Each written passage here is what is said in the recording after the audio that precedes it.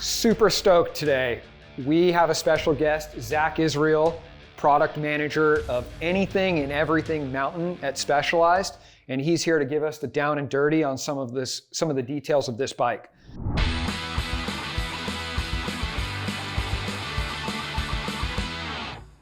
One thing I noticed, as you can see, the bike's dirty. Got out for a ride, which was super cool. Thank you for that. But one thing I noticed was how quiet the motor was. It's still a motor. It does make noise like anything that is motorized, but it was ridiculously quiet. And Zach has some intel here on what you're able to do to get it to be that quiet. Yeah, thanks, Andrew. I'm super stoked that you got to go ride the bike a few days before launch, wink, wink. But we did a lot on this motor. This is a complete redesign. If you remember in our previous motors, it was a belt drive. We flipped the script. So this is a full gear-driven, steel gear-driven motor, which is really why it's so much more quiet. And we kind of coined the phrase pitch perfect, or the sound of performance. When you ride this the first time, you notice how quiet it really is, but then the noise you do hear kind of makes you feel like you're on a race car. One of the big things that we did, obviously a big housing on the bottom of the bike here, this is your motor. There's three things. You've got cord potted windings, which are coils, copper coils wrapped in polymer material, which really reduces the noise. And we also have fins on the outside of the motor, which really help the cooling. And that is where a lot of the noise came from our G3 and other motors, plastic gear-driven motors as well, like some of our SL bikes, that once they heat up, things start to expand and contract, and that's where you get a lot of volume of the noise. With this one, with the sealed and the fully decoupling motor, we were able to reduce the noise significantly. Zach, so over the years, you guys have been working on this project. What are a couple things that really stick out, about this bike that you love compared to your Gen 3 Levo? Yeah. A lot of blood, sweat, and many tears went into this bike over about 4.5 years. The things that really stick out to me on this one, for me being a shorter guy, the shorter chain stays really helped me throw the bike around. It really feels more similar to like an SL style bike. It's a little less of a challenge when you go from analog bike to full power EMTB on this one. Really, and also the ride dynamics. So we launched the Genie shock with the Stump Jumper 15.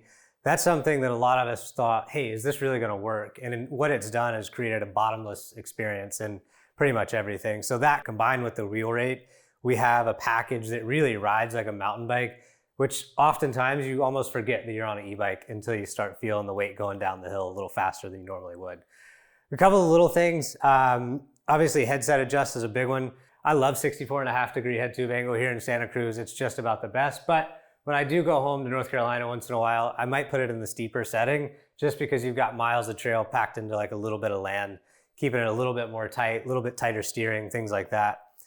One thing that I really love about this bike is having the first ever EMTB SWAT storage on a mountain bike on an EMTB. This is so huge for those people like myself who hate having things in a fanny pack or hate wearing a fanny pack at all, or are just very forgetful, don't have a tube, don't forget your snacks on the ride because it's already in your bike. You can also stick, if you put the 600 watt hour battery in there, plenty of room for like a light shell rain jacket. A couple of the other features, the reach has got a little bit longer, which really help with stability of the bike.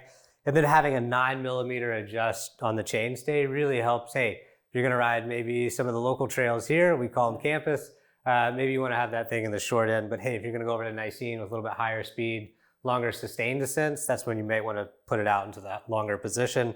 Adding about 9mm in your wheelbase, which really helps the ride of the bike in those high speed, stable situations. Awesome, awesome. Well, being that we are in the States here and we've talked about it, we love more power, right? That's our thing. We just want to go faster. We want it to be stronger. Talk to us a little bit about the power of the motor and how it's delivered, right? Like we hear these larger numbers. Does it just accelerate out of control, or have we had the ability to control the power being delivered? And then, as we all ride bikes and we peak out on that 20 mile per hour buffer when we're trying to get to the trailhead, riding down the road, sounds like maybe there's something cool there that's been adjusted. Yeah, I think let me just hit it straight out of the gate. So the all-new Levo 4 is Class 1 or 3 in the United States, meaning a rider can change from Class 1 or 3. They do have to stop to get it in there. But how many people have ever ridden their Levo 3 or any other e-bike, you're riding to the trailhead and you hit that 20 mile an hour wall and you're just like, oh, that sucked. Well, we know that a lot of folks are riding to the trailheads We have data on all of that. But more importantly, so many riders out there want to reduce their own carbon footprint. Skip the drive. Maybe take this thing out, let it be a brodozer down to the grocery store. 20 miles an hour sucks. Very easy. We'll show you in a little bit in this video, but you can absolutely change it. It does scream Class 3 for those of you who might be curious about that. There's no getting away from a Ranger if you're doing the wrong thing, and it really is up to the rider to make sure if you're on a trail system that requires Class 1, that you put your bike back in Class 1. We're just helping you get to the trailhead a little bit faster and having a little bit more fun doing it. The motor on the S-Works, it's absolutely nutty. But one thing that, before I jump into those details, one thing that's really important is just having the peak watts or the most Newton meters of torque doesn't mean anything unless it's in a controlled environment, meaning you have a very controlled platform and bike. Otherwise, you're gonna have a bike that rides like whiskey throttle and you're not gonna be able to stay on. So on the S-Works, it boasts 111 Newton meters of torque and 720 watt hours peak power. Pro and below, so pro level bike all the way down to the base alloy, that's gonna come with 101 Newton meters of torque and 666 watts of power. So really compelling package. One thing we really wanted to do, focusing in on obviously firmware and how the bike rides to create that supernatural feel, is we want it to ride just like a mountain bike. So while you could stick even more power in one of these, that is possible, it gets unruly. And that's what we see in a lot of competitors out there. What really matters is how you pedal the bike and how the bike transfers the power to the ground. And that's kind of where the whole package of Levo 4 comes in and excels, and I believe is gonna set the benchmark for EMTB. Awesome, awesome.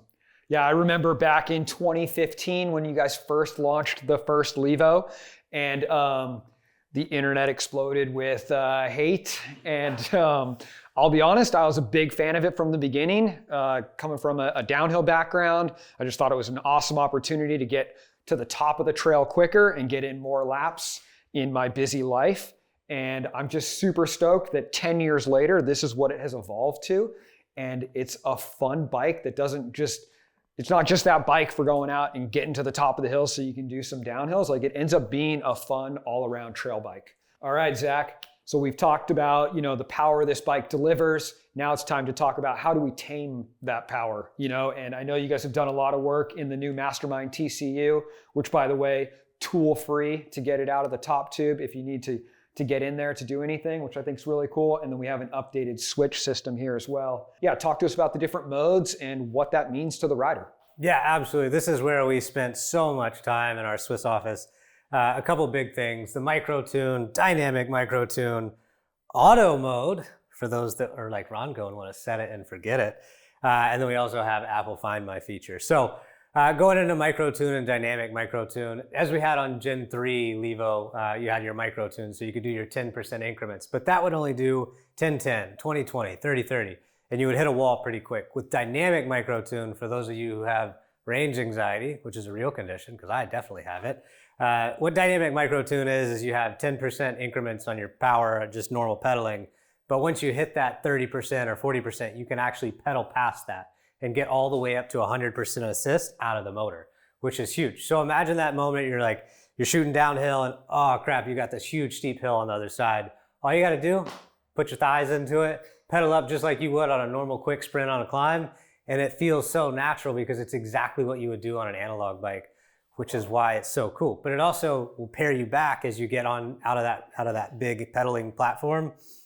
It'll bring you back down into that 30% once you stop pedaling really hard, to get you back into that 30 or 40%. So really what it is, gives you the ability to get the peak power out. You do have to put it through your legs, and then it'll put you back into reality. With auto mode, you can do a couple different really cool things. You can just set it and the bike will do everything for you. So it knows what power you're putting out. Obviously the bike knows how fast you're going.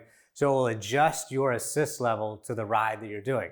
Another one you can do is upload the ride to the app and it will do it for you. So say you're going out and crushing 34 miles in Nicene, maybe you're somewhere else, but you got a big ride and you've got a ton of elevation. You never will have to move your left hand on that trigger at all because the bike is going to do it for you. We know that a lot of people are going to love that feature just because it's super easy and you never have to fiddle with it, or you have the peace of mind and knowing that you're going to finish your ride. One other really cool point on this bike that's not the same on the Gen 3 bike is that the bike goes all the way down to 0 and you can still use peak power out of this. So using auto mode, it will let you go all the way down to 10% battery left and then it will cut you down back in your power a little bit. So full range the whole time. There's three other features that we should talk about here, Andrew. We've got something called shuttle, responsive, and overrun. Overrun is a new one. So a lot of folks out there in the wild, maybe you're in Colorado, Arizona, where you've got some really technical climbs. Maybe you're like, oh shit, I don't want to smash pedal. And you backpedal a little bit, but what happens on an e-bike? You stop immediately. On overrun, you can turn that up so the chainring will continue its revolution so you can keep your momentum through that techie section.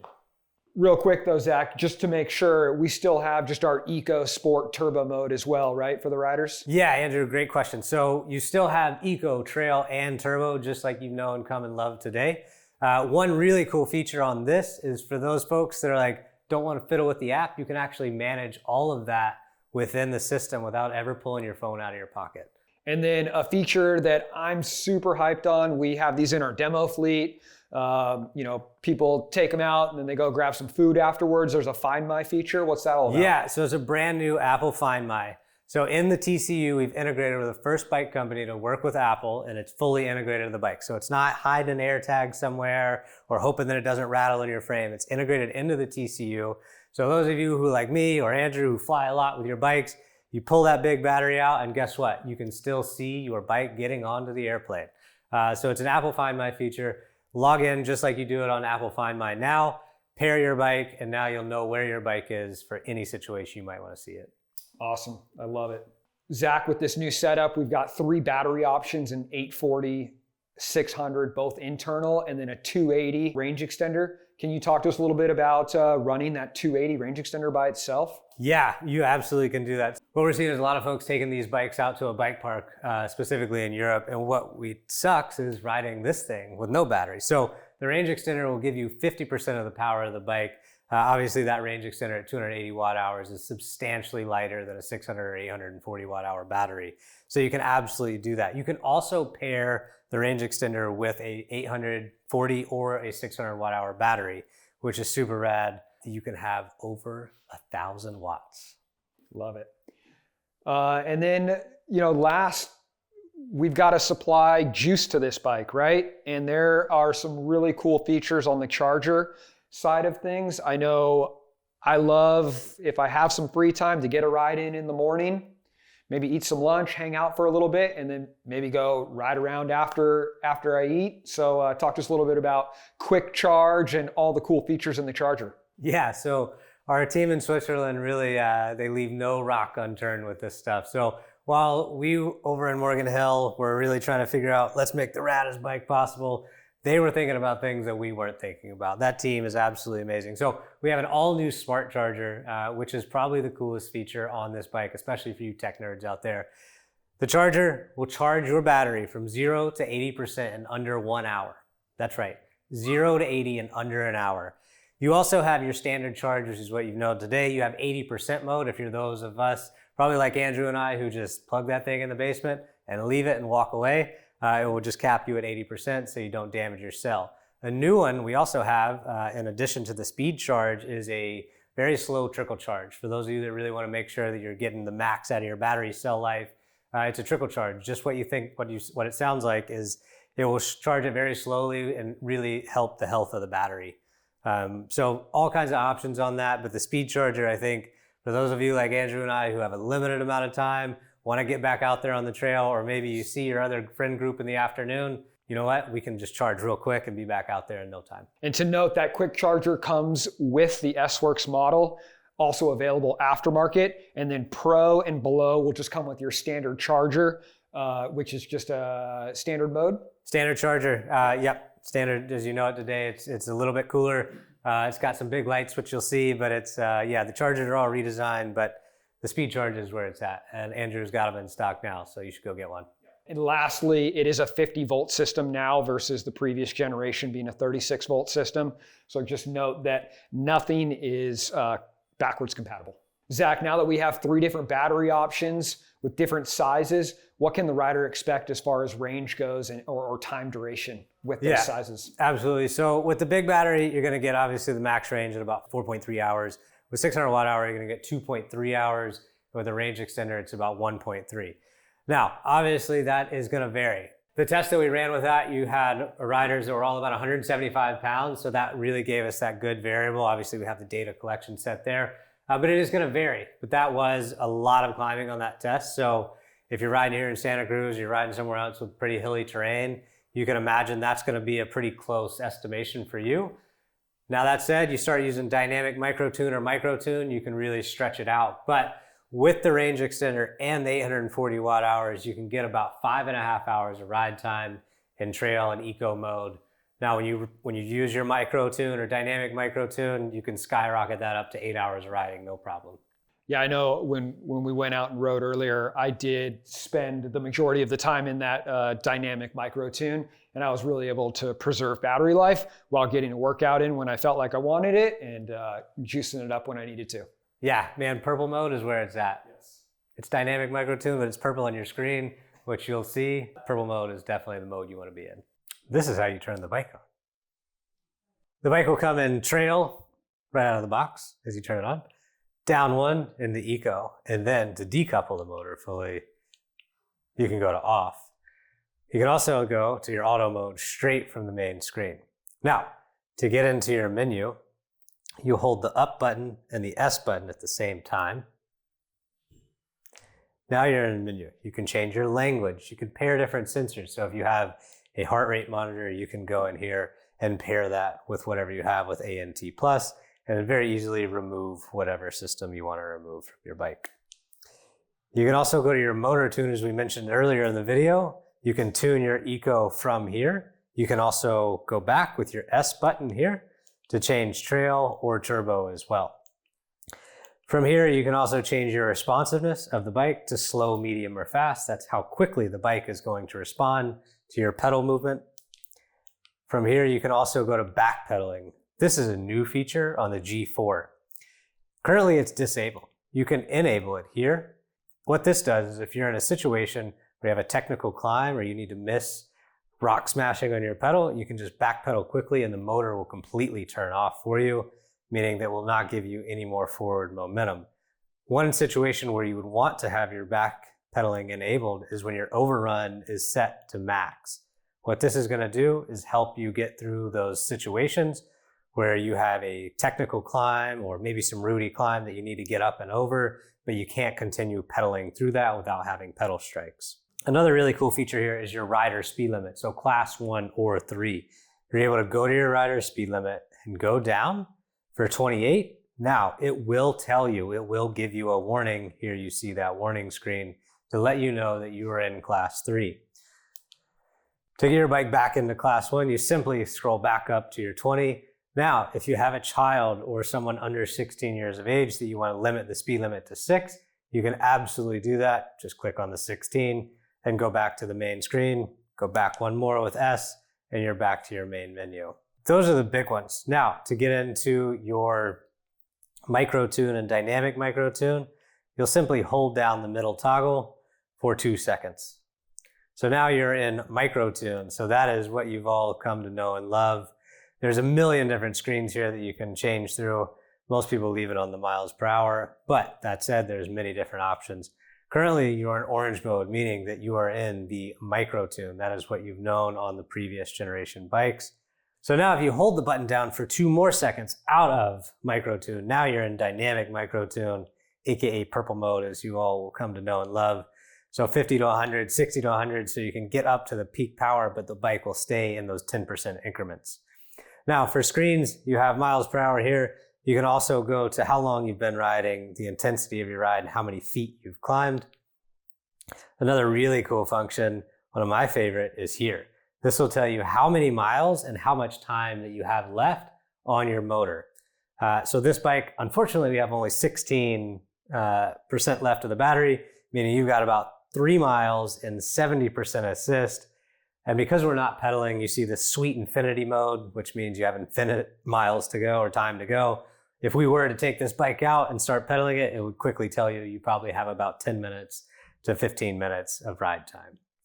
Again, totally different modes. You can also, this one's a really good one for the RPM, so your cadence. You also have the intensity, so your wattage coming out of your legs if you want to see that with your friends, and of course your miles per hour. This mode is when you're really training maybe you're out there, really want to get out a good training ride and keep your watts at a certain watt for the ride or the duration, this will help you out significantly. The all-new Levo 4 also still has the walk mode. Instead of having to reach all the way underneath, the lever is very convenient here at the S button, and the bike will just walk away.